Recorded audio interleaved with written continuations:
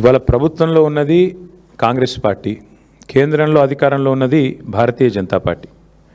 ఈ అంశం మీద మీరు ఒక్కటి దయచేసి మీ మీడియాను కూడా ఈ విషయంలో మీరు ఏమనుకున్నా సరే, మీరు కూడా కళ్ళు చెవులు ముక్కు అన్నీ మూసుకున్నారు 4 రోజులు.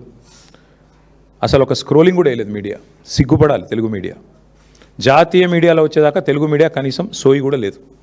ఇంత సీరియస్ వైఖరి మీద, ఇంత సీరియస్ విషయం మీద అసలు ముఖ్యమంత్రి, కేంద్ర మంత్రి తోడు దొంగల మాదిరిగా ఇద్దరు తోడు దొంగలే.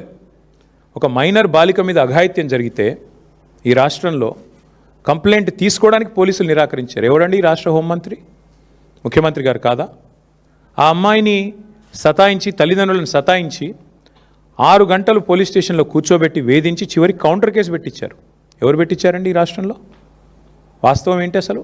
ఆ మైనర్ బాలిక, ఆమె మీద జరిగిన అఘాయిత్యానికి సంబంధించి వాళ్ళ తల్లిదండ్రులకు చెప్పి బోర్మని ఏడిస్తే నిందితుని పట్టుకోవాల్సింది పోయి 9 రోజులు రాచమర్యాదలు చేసి కాపాడిన వెధవ ఎవడు? నేను అడుగుతా ఉన్నా ఈరోజు. ఎవరా వెధవ? ఇద్దరిలో తెలియదా ప్రజలకి? సిగ్గుపడాలా ముఖ్యమంత్రి? ఏమంటాడు మీ డీజీపీ? ఆయనకి ఏమైనా ఉందా తలకాయ అసలు? ప్రైమ్ మినిస్టర్ బందోబస్తులో బిజీగా ఉన్నాం అందుకే కేసు పెట్టలేదా? ప్రైమ్ మినిస్టర్ బందోబస్తు వచ్చినప్పుడు మొత్తం నేరస్తులందరికీ హాలిడే ఇస్తారా? 3 రోజులుగా సంపుకొనరాబాయ్ అని చెప్పి మొత్తం రేవంత్ రెడ్డి గారు చెంచల్ కూడా బ్యాచ్మేట్స్ అందరికీ చెల్లరేగమని చెప్తారా? ఏం చెప్తున్నావు నాకు అర్థం కాదు.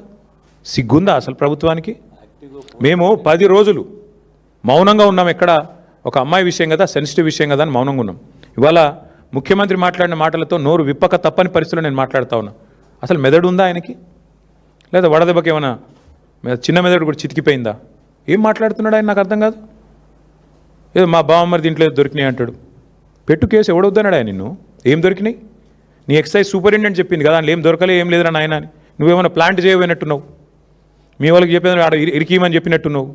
ఇరికేయలేకపోయాను. నేనేం చేస్తా దానికి? నేనేమంటున్నా అంటే ఇంత చిల్లర రాజకీయం మంచిది కాదు. 9 రోజులు ఒక పాక్సో నిందితుని దేశంలో ఎక్కడైనా వదిలిపెట్టినరా? ఎందుకు నీకు అంత అండర్స్టాండింగ్ ఏంది మీ ఇద్దరికి? నీకు ఎందుకు భయం?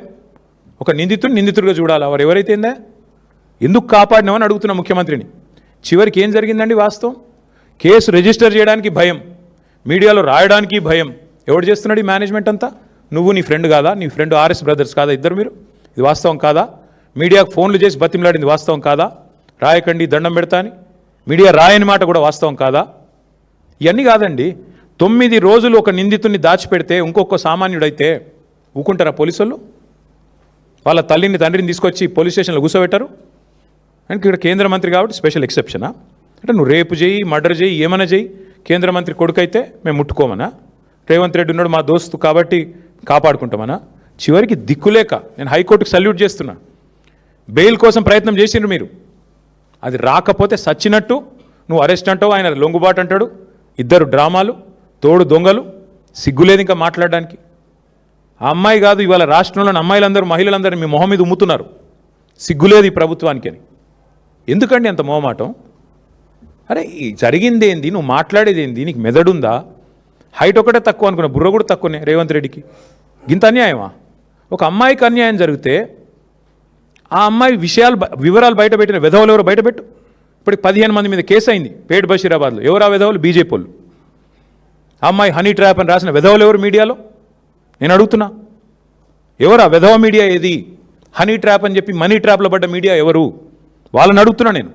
సిగ్గుందా మీకు అసలు? ఇజ్జతుందా? ఇంకా మాట్లాడుతున్నాడు ముఖ్యమంత్రి, కేంద్ర హోంశాఖ సహాయ మంత్రి. ఈయననేమో నేను పంపించిన నా కొడుకుని ఈయనంటాడు. ఆయన చేసిన ఘనకార్యానికి ఫస్ట్ పోలీసు వాళ్ళు బరబర గుంజుకపోవాలి. నీవు దాచిపెట్టిన 9 రోజులు ఆ కుటుంబాన్ని బెదిరించినావు నువ్వు. నిన్ను కేసులో పెట్టాలి, సిగ్గుంటే రాజీనామా చేయాలి. ఇంకా మీదికెళ్ళి ఏదో చాలా ఇద్దరు శుద్ధ పూసల్లాగా, సత్యసంధుల్లాగా, సత్య హరిశ్చంద్రుడు కజిన్ బ్రదర్స్ లాగా ఏదో యాక్టింగ్లు, మళ్ళీ మీదికెళ్ళి దానికి ప్రమోషన్లు. ఏం మాట్లాడుతున్నారు అసలు? ఒక రాష్ట్ర ముఖ్యమంత్రి, మీరు హోంమంత్రి. ఏం మాట్లాడుతున్నావు నువ్వు అసలు? ఏం చేసేది ఉండే? చాలా సెన్సిటివ్గా హ్యాండిల్ చేసినావు. ఏంది సెన్సిటివ్గా హ్యాండిల్ చేసేది? ఎవడైతే పాక్సో నిందితుడు లోపల వేయాలి. మిగతా వాళ్ళకి ఇదే ట్రీట్మెంట్ ఉందా? 25 ఏళ్ళ జైలు శిక్ష పడుతుంది మిగతా పాక్సో క్రిమినల్స్ అందరికీ. 31 ఏళ్ళ జైలు శిక్ష పడ్డది ఒక ఆయనకి. మరి ఇవాళ ఇక్కడ ఒక్క దగ్గరనే స్పెషల్ ట్రీట్మెంట్ ఎందుకు భయపడుతున్నావు? మోడీ చెప్పిండా చెవులేమన్నా? ఎందుకు భయపడుతున్నావు? ఇంకా సిగ్గు లేకుండా నిన్న పనికిమాలిన మాటలు, పనికిమాలిన ఉపన్యాసాలు. నేను ఒకటే అడుగుతా ఉన్నా రేవంత్ రెడ్డిని, 9 రోజులు ఆ నిందితును కాపాడిన వెధవ ఎవడు? నువ్వా కేంద్ర మంత్రి? చెప్పు. 9 రోజులు ఎక్కడ దాచిపెట్టారు? మీ పోలీసులు అంత పనికి మాలినోళ్ళు అయిపోయినరా? రేవంత్ రెడ్డి రాగానే దొరుకుతలేరా మీకు? కరీంనగర్లో తుపాకులు పట్టుకొని పొద్దున పూట కాలుస్తే వాళ్ళని పట్టుకోవడానికి 15 రోజులు పడుతుంది నీకు. ఎంత దారుణం అండి. రాష్ట్రంలో శాంతి భద్రతలు ఈ స్థాయిలో ఉన్నాయి. నేను ఇంకొక మాట అడుగుతున్నా, బాధగా అడుగుతున్నా బ్రదర్. మొన్నటి ఎపిసోడ్ చూసిన తర్వాత ఈ రాష్ట్రంలో ఎవరన్నా షికాయత్ చేయడానికి ముందుకు వస్తారా బాలికలు? అంటే ఎవడైనా అవతలోడు పలుకుబడినోడైతే వాడిని పట్టుకోలేము, ప్రభుత్వాలు కలిసిపోతాయి. వల్ల నేను మా నాయకుడు ఆర్ఎస్ ప్రవీణ్ కుమార్ గారికి నేను హృదయపూర్వకంగా అభినందనలు చెప్తా ఉన్నాను. మా పార్టీ జనరల్ సెక్రటరీ, మాజీ ఐపీఎస్, అద్భుతంగా పోరాటం చేసిండు ఆయన. సెక్షన్లతో సహా ఏది ఎప్పుడు ఏంటి ఎట్లా పెట్టాలి మీడియాను ఎప్పటికప్పుడు అప్రమత్తం చేస్తూ ప్రజలకు చెబుతూ మా పార్టీ తరపున ఆ బాలికకు న్యాయం జరగాలని పోరాడింది మా ఆర్ఎస్ ప్రవీణ్ కుమార్ గారు. నేను ఆయనను కూడా పట్టుకొని మాట్లాడతాడు. ఆర్ఎస్ ప్రవీణ్ జడ్జా? ఆర్ఎస్ ప్రవీణ్ జడ్జి కాదు, కానీ భవిష్యత్తులో తప్పకుండా నీకు పాఠాలు చెప్పే రోజు వస్తుంది. అది కూడా చెప్తున్నాను నేను, వస్తుంది. ఆ రోజు కూడా వస్తుంది, ఎక్కువ రోజులు ఏం లేదు. ఎందుకంటే నాకు ఆశ్చర్యంగా ఉంది ఇవాళ రాష్ట్రంలో పరిస్థితి చూస్తుంటే. రేవంత్ రెడ్డి గారంట కూర్చొని పోలీసు ఉన్నతాధికారులతో సమావేశం పెట్టి దొంగలను ఎట్లా పట్టుకోవాలో చెప్తున్నాడట. నిన్ను పట్టుకున్నది వాళ్ళేనాయనా, మర్చిపోకు. దొంగలను ఎట్లా పట్టుకోవాలో పోలీసులకు బాగా తెలుసు. నీలాంటి దొంగల దగ్గర నేర్చుకోవాల్సిన అవసరం లేదు. నిన్ను పట్టుకున్నది వల వేసి ఉచ్చుబన్ని అందరు అక్కడ కూర్చున్న వాళ్ళు నవ్వుకుంటా ఉండింటారు కామెడీగా, వీడు చెప్తున్నాడు ఏంద్రా మాకు అని. దొరికినోడు వీడు కూడా చెప్పేటోడు అయిపోయిందా అని. కాబట్టి ఈ ఎటకారాలు డ్రామాలు ఆపేసి ధాన్యం కొనుగోలు మీద దృష్టి పెట్టు. ఆ నిందితుడికి మేము గనక నోరు విప్పకపోతే ఆ బాలిక తరపున ఇవాళ అమ్మాయికి న్యాయం జరిగేది కాదు. ఇది వాస్తవం. హైకోర్టుకు నేను హృదయపూర్వకంగా ఆ అమ్మాయి తరపున, లక్షలాది మంది బాలికల తరపున ఈ రాష్ట్రంలో నేను సల్యూట్ చేస్తా ఉన్నాను. ఎందుకంటే మీరు సరైన నిర్ణయం తీసుకోవడం వల్ల విధి లేక ఇద్దరు తోడు దొంగలకి ఆ పిల్లగాన్ని తీసుకొచ్చి అప్పజెప్పాల్సి వచ్చింది వ్యవస్థకి, న్యాయ వ్యవస్థకి. లేకపోతే వీళ్ళు న్యాయం జరిగేది కాదు. మీడియా మౌనం, కేంద్ర మంత్రులు మౌనం, కేంద్ర ప్రభుత్వం మౌనం, రాష్ట్ర ప్రభుత్వం మౌనం. ఇన్ని వ్యవస్థలు ఒకటైతే కూడా చివరికి న్యాయ వ్యవస్థ వల్ల ఇలా అమ్మాయికి న్యాయం జరిగింది ఫైనల్గా. ఇంతకంటే ఎక్కువ నేను ఆ విషయంలో మేమేం రాజకీయం చేయలేదు, చేయబోము. కానీ ఎవరికి అన్యాయం జరిగినా మేము పోరాటం చేశాము 2.5 ఏళ్లలో.